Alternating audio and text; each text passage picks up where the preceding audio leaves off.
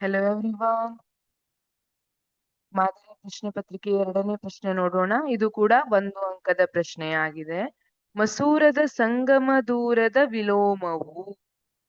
ಇಲ್ಲಿ ಮಸೂರ ಅಂದ್ರೆ ನಿಮ್ನ ಮಸೂರ ಇರಬಹುದು ಅಥವಾ ಪೀನ ಮಸೂರ ಇರಬಹುದು. ಇದರ ಸಂಗಮ ದೂರದ ವಿಲೋಮ. ಇಲ್ಲಿ ಸಂಗಮ ದೂರ ಅಂದ್ರೆ ಏನು ಅಂತ ನೋಡಿದ್ರೆ, ಪೀನ ಮಸೂರದಲ್ಲಿ ನೋಡಿ, ಸಮಾಂತರವಾಗಿ ಬಂದ ಬೆಳಕಿನ ಕಿರಣಗಳು ಯಾವ ಬಿಂದುವಿನಲ್ಲಿ ಸಂಧಿಸ್ತಾ ಇದೆ ಅದನ್ನ ಸಂಗಮ ಬಿಂದು ಅಂತ ಕರಿತೀವಿ ಅಲ್ವಾ. ಈ ಸಂಗಮ ಬಿಂದುವಿನಿಂದ ಇಲ್ಲಿ ಕೇಂದ್ರಕ್ಕಿರುವಂತಹ ದೂರ ಏನಿದೆ ಅದನ್ನ ಸಂಗಮ ದೂರ ಅಂತ ಕರಿತೀವಿ. ನಿಮ್ನ ಮಸೂರದಲ್ಲಿ ಇಲ್ಲಿ ಆಕ್ಚುಯಲ್ ಆಗಿ ಸಂಗಮ ಹೊಂದಿರೋದಿಲ್ಲ ಅಲ್ವಾ, ಸಂಗಮಿಸೋದಿಲ್ಲ ಎಲ್ಲ ಬೆಳಕಿನ ಕಿರಣಗಳು, ಅವು ಡೈವರ್ಜ್ ಆಗಿ ಹೋಗ್ಬಿಡ್ತವೆ.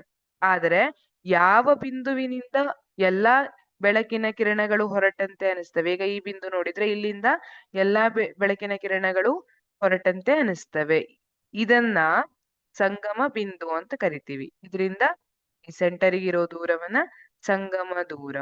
ಹಾಗಿದ್ರೆ ಈ ಸಂಗಮ ದೂರದ ವಿಲೋಮವು 1/f.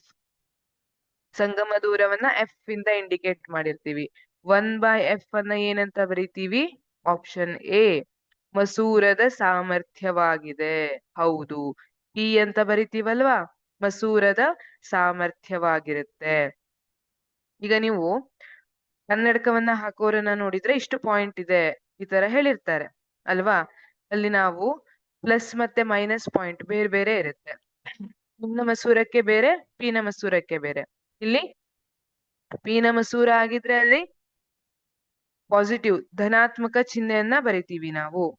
ಹಾಗೆ ನಿಮ್ನ ಮಸೂರಕ್ಕಾದ್ರೆ ಋಣವಾಗಿ ಹೇಳಿರ್ತೀವಿ. ಪೀನ ಮಸೂರದ ಸಾಮರ್ಥ್ಯವನ್ನ ಧನವಾಗಿ ಹಾಗೂ ನಿಮ್ನ ಮಸೂರದ ಸಾಮರ್ಥ್ಯವನ್ನ ಋಣವಾಗಿ ಹೇಳಿರ್ತೀವಿ. ಯಾಕಂದ್ರೆ ಅದರ ಸಂಗಮ ದೂರ ಇಲ್ಲಿ ನೋಡಿ, ಪೀನ ಮಸೂರದ ಸಂಗಮ ದೂರವನ್ನ ನಾವು ಪ್ಲಸ್ ಅಲ್ಲಿ ಹೇಳಿರ್ತೀವಿ, ನಿಮ್ನ ಮಸೂರದನ್ನ ಮೈನಸ್ ಅಲ್ಲಿ ಹೇಳಿರ್ತೀವಿ, ಆ ಕಾರಣಕ್ಕಾಗಿ. ಹಾಗಾಗಿ ಮಸೂರದ ಸಂಗಮ ದೂರದ ವಿಲೋಮವು ಮಸೂರದ ಸಾಮರ್ಥ್ಯವಾಗಿದೆ ಅಲ್ವಾ. ಕೆಲವೊಬ್ರು +2 ಪಾಯಿಂಟ್ ಅಂತ ಹೇಳ್ತಾರೆ, ಕೆಲವೊಬ್ರು -1 ಈ ತರ ಬೇರೆ ಬೇರೆ ವ್ಯಾಲ್ಯೂಸ್ ಅನ್ನ ಹೇಳಿರೋದನ್ನ ಕೇಳಿರ್ಬೋದು ನೀವು. ಆಪ್ಷನ್ ಬಿ ಮಸೂರದ ತ್ರಿಜ್ಯವಾಗಿದೆ. ಇಲ್ಲ, ಇದು ತಪ್ಪಾದ ಉತ್ತರ. ಮಸೂರದ ತ್ರಿಜ್ಯ ಅಂದ್ರೆ ಏನು? ಈಗ ಮಸೂರವನ್ನ ಒಂದು ಕಲ್ಪಿತ ನಿರ್ಮಿಸಿರ್ತಾರೆ ಅಲ್ವಾ, ಅದನ್ನ ಒಂದು ಕಲ್ಪಿತ ಗೋಳದಿಂದ ನಿರ್ಮಿಸಿರ್ತಾರೆ. ಈಗ ಒಂದು ಗೋಳದಿಂದ ನಿರ್ಮಿಸಿದೀವಿ ಅಂತ ಕಲ್ಪಿಸ್ಕೊಂಡಿರ್ತಾರೆ. ಸೊ ಆ ಕಲ್ಪಿತ ಗೋಳದ ಕೇಂದ್ರದಿಂದ, ರೀಟೇಕಿಂಗ್ ಕ್ವಶನ್ ನಂಬರ್ 2.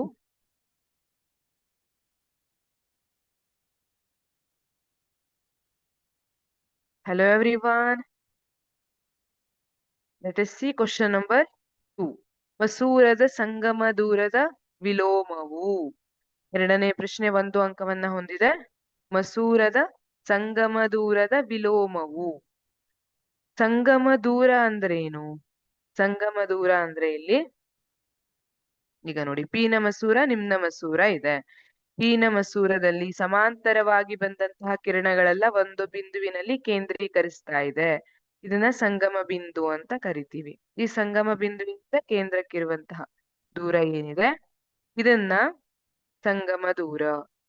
ಅದೇ ತರ ನಿಮ್ನ ಮಸೂರದಲ್ಲಿ ಎಲ್ಲದೂ ಸಮಾಂತರವಾಗಿ ಬಂದ ಕಿರಣಗಳೆಲ್ಲ ಕೇಂದ್ರೀಕರಿಸೋದಿಲ್ಲ, ಆದ್ರೆ ಇಲ್ಲಿ ಡೈವರ್ಜ್ ಆಗಿರುವಂತಹ ಎಲ್ಲಾ ಕಿರಣಗಳು ಒಂದು ಬಿಂದುವಿನಲ್ಲಿ ಸೇರಿದಂತೆ ಅನಿಸ್ತವೆ ಹಿಂದ್ಗಡೆ ನಾವು ಎಕ್ಸ್ಟೆಂಡ್ ಮಾಡಿದ್ರೆ ಆ ಲೈನ್ ಅನ್ನ.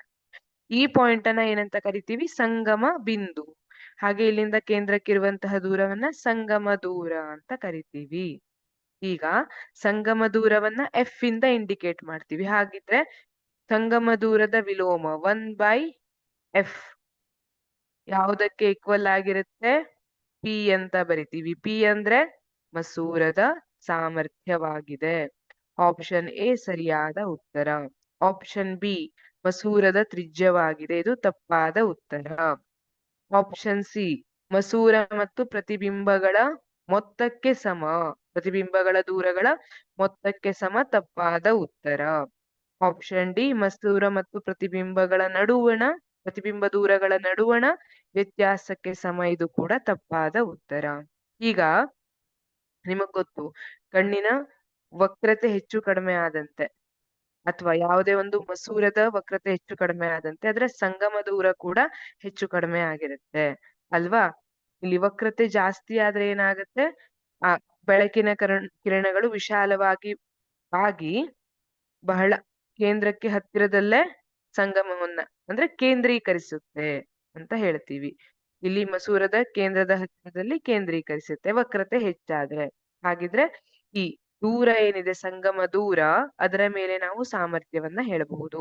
ಸಾಮರ್ಥ್ಯವನ್ನ ಡಯಾಪ್ಟರ್ ಇಂದ ಹೇಳ್ತಾರೆ. ನೀವು ಕೇಳಿರ್ಬಹುದು, ಯಾರಾದ್ರೂ ಕನ್ನಡಕ ಯೂಸ್ ಮಾಡೋರಿದ್ರೆ ಕೆಲವೊಬ್ಬರಿಗೆ ಪ್ಲಸ್ ಅಲ್ಲಿ ಇರುತ್ತೆ, ಕೆಲವೊಬ್ಬರಿಗೆ ಮೈನಸ್ ಅಲ್ಲಿ ಇರುತ್ತೆ. ಆ ಲೆನ್ಸ್ ಆ ಏನಿರುತ್ತಲ್ಲ ಅದ್ರ ಪಾಯಿಂಟ್ ಅಂತ ಹೇಳ್ತಾರೆ. ಅದು ಪ್ಲಸ್ ಮತ್ತೆ ಮೈನಸ್ ಅಲ್ಲಿ ಇರುತ್ತೆ. ಅದು ಹೀನ ಮತ್ತೆ ನಿಮ್ನ ಮಸೂರವನ್ನ ಆ ಕನ್ನಡಕದಲ್ಲಿ ಯೂಸ್ ಮಾಡಿದ್ದಾರೆ ಅನ್ನೋದನ್ನ ಇಂಡಿಕೇಟ್ ಮಾಡುತ್ತೆ. Thank you.